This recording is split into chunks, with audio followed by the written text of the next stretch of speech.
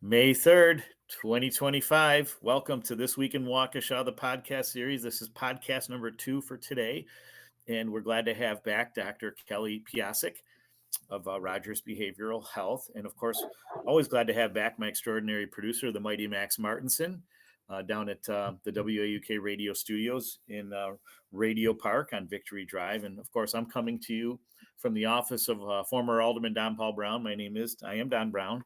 And my office here is in Banting Park. And one thing I wanted to share, Kelly, I think you'd appreciate is I was working at home yesterday and was just finishing up a session with a client and a virtual one. And the dog runs to the front door. Someone's putting something on the handle and he's screaming violently and barking. And so luckily the meeting had just ended. I could go up and see what was going on. And it was Banting Elementary. I don't know if you know this. They have a tradition every year for May Day where the younger students make paper flowers and paper flower baskets.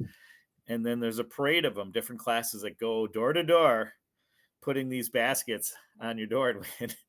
So I came out right as they were coming by, and it was like a teacher or an adult, and I thanked them, and I thanked all the kids, and the kids are all screaming, "Happy May Day!" It was like the greatest thing. And it's a tradition they've been doing every year. The only exception was during COVID in 2020. And I was still on the council then. And so one of the neighbors had an idea where the neighbors, made our own flower baskets and put them on our doors as a tribute, as a thank you to the Banting kids. And I believe we gave all of them to the school.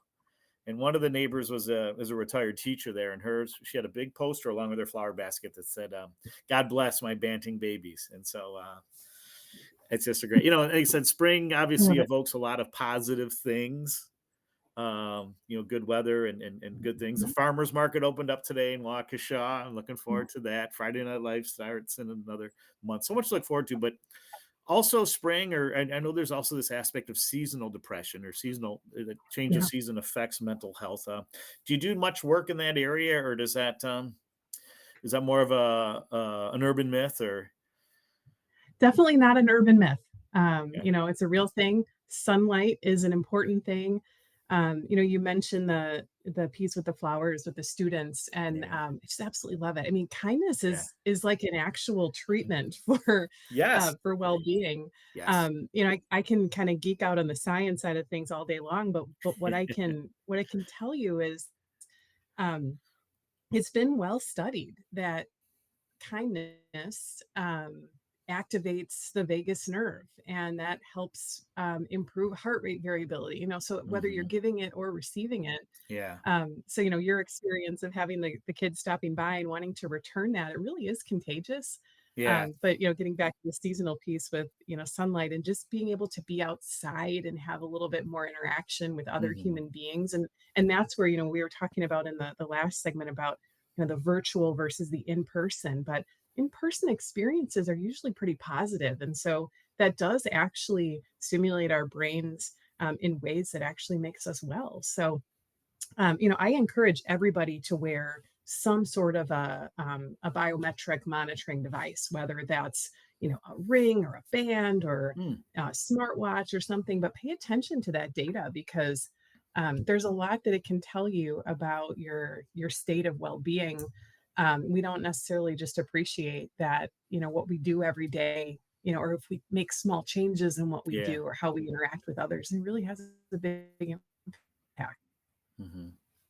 That's terrific, and that was kind of what we talked about in the last. What we'd want to dedicate some time to is what we as lay people can do to improve our mental health and to just certain wellness things. And kindness, obviously, is a very important Mhm, tool to ourselves mhm, and to each other. for sure. Yeah, So, yeah, um, yeah, and our brains are wired that way to really, receive it and process that chemically and electrically. We don't always think about this as adults, day to day, but our brains are basically just this bag of water and fat, really, that has electricity and chemistry running through it. And so, yeah. when things make us happy, there's a chemical response to that, and there's an impact on our functioning. And so, that you know, a lot of that we take it at face value, and as laypersons, but when you really kind of get into the science of it, that it's the foundation of a lot of the treatments that we administer. It's just, Mm, how do we trigger the right responses or the preferred responses in how we think and react to things. sure, sure. What's in the past I've had representatives from NAMI during this month, and I'm hoping to look to do so again. And they're obviously a wonderful resource for everyday people. The National Alliance for Mental Illness, I believe, and it was started Mhm, by some like three women in Madison, and so it started here in Wisconsin, and this chapter here in Southeast Wisconsin that serves us is probably one of their mhm, bigger. And they got great facilities. Right, they moved from the same building where the station used to be on Wisconsin Avenue in downtown to Grandview in a big kind of plaza where they're in the same building as other clinics, therapists, and other things. So people can get referred just right down the hall. So you talk about a great convenience and a great service. mhm, It's really humbling that the type of work that they do in partnership with Rogers mhm, to help to be there for those of us in mental health crisis. But what are some of the other signals that we should be looking for in terms of our loved ones, friends, neighbors, coworkers, where someone may that could help us understand if someone's in crisis and not like kind of mhm. sharing that. Yeah, I think when we talk to people, sometimes we're kind of in this, um, two-way conversation, but listening isn't always a strength for a lot of us, right? So just kind of listening to what Guilty. folks are saying to us. Yeah, guilty, right? What they're saying versus what they're really saying, and so what do those, you know, requests or cries for help sometimes look like? Maybe it's just saying that I'm lonely or I'm struggling with something. And so we have to kind of look for those patterns. I think that's where NAMI has really been a fantastic resource in our communities, because of the education pieces and just those public awareness campaigns about what do we really need to focus on. Um, the the health standards for the Department of Public Instruction in the state of Wisconsin actually include suicide awareness and suicide prevention standards, both for teachers and for students. And so that's Mhm. part of our educational programming and curriculum. Right. It's mandated by statute, and so that as we've kind of been discussing this morning, is really just an evolution of some of the anti-stigma work and focusing on, how can we become more aware and in tune with each other, and understanding that, again, we can all benefit from some level of support, and we don't have to feel isolated when we have these kinds of feelings. So Yeah. I just think as a community, we've come a long way in understanding what all that looks like. And, I think we still have some room for improvement, right? I mean, Mhm. I think there are, um, we all like to kind of jump to what's the quick fix versus how do I, kind of right the ship. And so Mhm. we have to take a close look at medication use, and it's a category uh, of medication, or what we call polypharmacy. Um, so there's probably some over dependence on things that we can just buy, and I think that just creating those doors and opening opportunities to treatment and talk therapy and cognitive thought processing is really important too. Because as we've been talking, it's not just one thing. It's biology, chemistry, neuroscience, all of that. Sure. So we have to be well as a whole being in order to be well mentally. Mhm. Mhm. And we're both parents of children that have been in youth sports, and that's obviously such a huge part of American life. And are there programs out there or things you're aware of that, since a lot of these coaches are dad coaches or mom coaches, anything that help them to to kind of instill positive thinking or to motivate children in a positive direction or to avoid things done or said that could impact mental health. I think there's opportunity for some support in that area. I do think, as I've kind of seen it over the last, 15 years or so, as a parent myself that collectively parents are doing better supporting each other and, Sure. leaning on Yeah. each other. Yep. Coaches are, our kids look up to their coaches, and if you're going to participate in sports, you're going to lose. That's Yeah. just the nature of sports, right? Yeah. Nobody's going to win all the time, and Right. I think helping kids and parents working through that thought process of, well, what did you learn from losing, and how do we turn Hmm. that into something that can be productive? Right. Um, and I've seen, certain youth programs that really have put a concerted effort around giving parents and athletes the resources that they need to be successful. We still unfortunately have the occasional parent that gets a little bit, um, you know, too intense about what's happening, but Yeah. that's sometimes maybe that's just human nature, right? We get Sure. excited Yeah. and Oh we yeah. want to win. Yeah. Um, but yeah, there's a balance there for sure. And Sure. I mean, I Sure. absolutely love sports for kids Yeah. because you do have to learn how to take, the losses along with the wins. Yeah.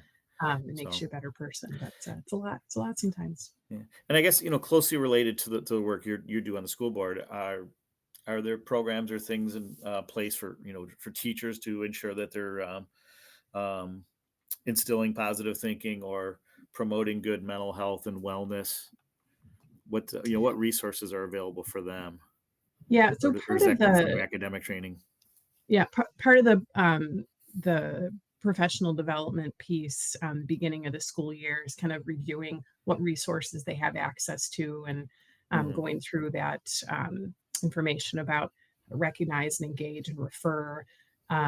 Certainly in the school district of Waukesha, we have phenomenal student services departments, counselors, social workers, school psychologists. Great. So, I think our teachers and staff do a phenomenal job of kind of wrapping around the kids, and there's numerous adults that students are interacting with on a regular Mhm. basis, and so and we're just getting better at it, and I think parents are also willing to ask the questions or reach out for help more often than in the past. But yeah, it is a part of professional development, and um, very proud of the work that the district's done around those student services That's specifically. terrific.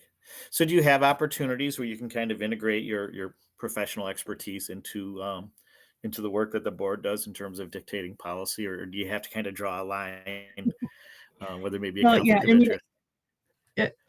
every day is compartmentalized for me. I really try to um, engage on my professional side to the best of my ability. Delay some of those other conversations, but you can't help it. I mean, school Sure. boards are made up of a diverse group of people because that benefits the community and the school district, and Hmm. so we have a Yeah. really complementary group, and so everybody kind of brings their expertise and their skill set to the table. And I've been really enthusiastic about some of the opportunities around the potential for recovery schools. Right, students deserve to reenter their education even if they've struggled and are trying to overcome addiction.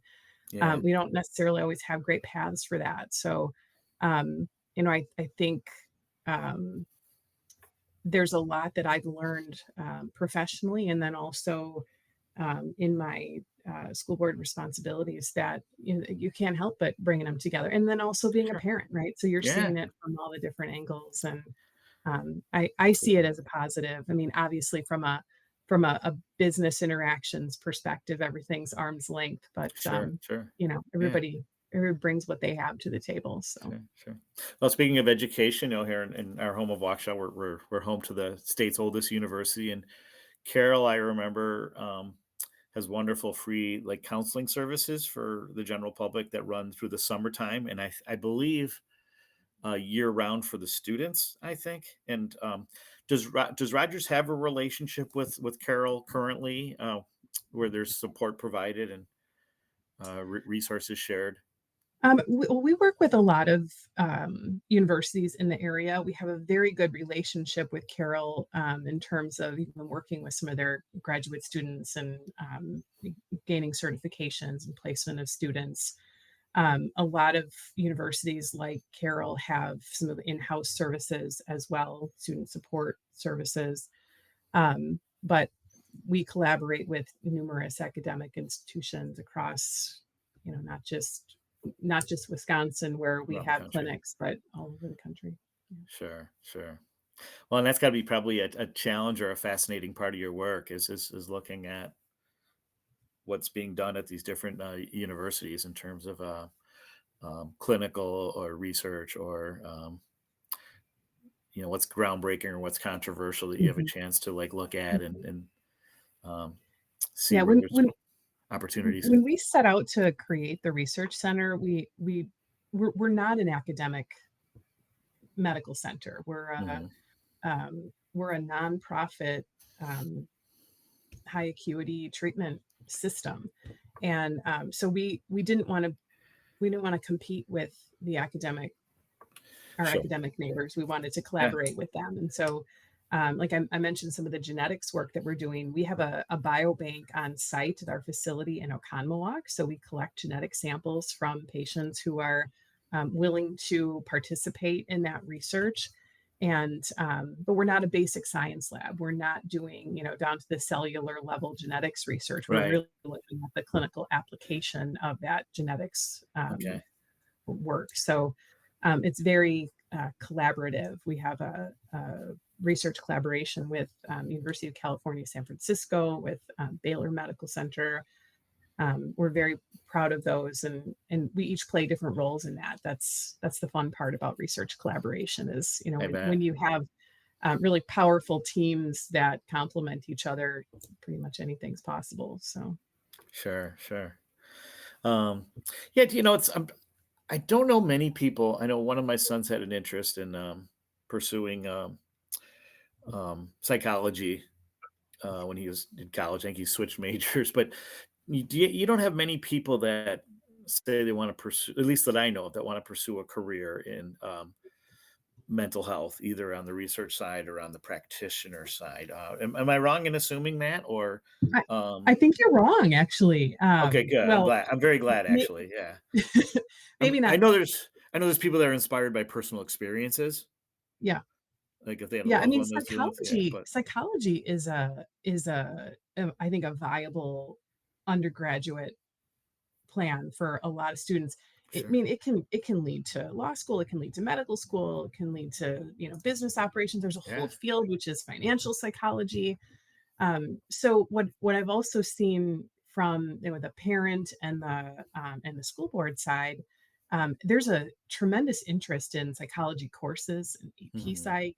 I think it's fun for the students to start to understand how the brain works and how behaviors work, and maybe what some of those abnormal psychology diagnoses kind of mean. And Right. so I've seen kids, from maybe they're more on the technical side or they're more on the artistic side, and psychology is just a fun one for everybody because understanding how we think and how we learn and how we behave, it applies to so many different areas. Hmm. So for me, being a biomedical engineer, kind of working on more the product development, kind of then the organ system side of things, I understood the neuroscience very well, but really now that I've been at Rogers for several years and working alongside just some amazing psychiatrists, I bet. psychologists, kind of learning how that mental functioning really comes into the clinical space. It's just been fascinating. So I Yeah, think I think there's more interest than we might realize. Yeah. that's great to know. So, Kelly, any final comments that we haven't discussed in these two podcasts that you'd like to share with our listeners about understanding mental health, mental and behavior health, and I guess what we can do to Yeah. be better stewards of ourselves and the people around us? Yeah. I guess what I would say is, and it's exciting and it's also humbling. Um, Mental health from a research and innovation perspective is probably a decade or two behind our traditional Mm, medical fields, cardiology, oncology. Um, and so we still have a lot to learn. We have a lot of room for innovation. I think Rogers is an amazing resource in our community and bringing evidence-based practice and having phenomenal outcomes. But the reason that we're engaged in the research is because we just know that there's more. And Mhm. if we can really embrace and integrate technology and our knowledge of physiology and neuroscience, I think there's a great deal of potential ahead of us in this space. And as we start to resolve some of the stigma issues, we have a lot of people, professionally who I think we can serve better.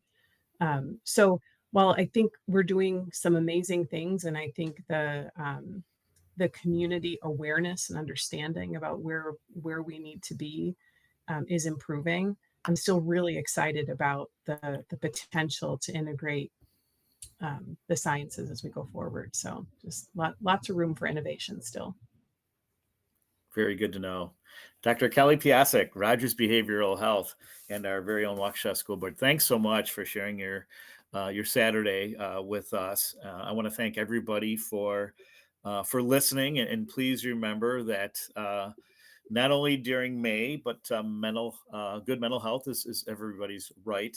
Safety is everybody's responsibility. Enjoy this beautiful weather. I'm hoping that it is beautiful out while you're listening to this. And again, thanks so much for everybody. And thank you again, Kelly. Let's continue the conversation. We'll have to have you on sooner, not just every year. Because as we said, there's so much to unpack when it comes to good mental health. I want to thank my producer, the mighty Max Martinson, for putting together a great program. And we look forward to catching up with everybody very soon. Bye for now, and see ya.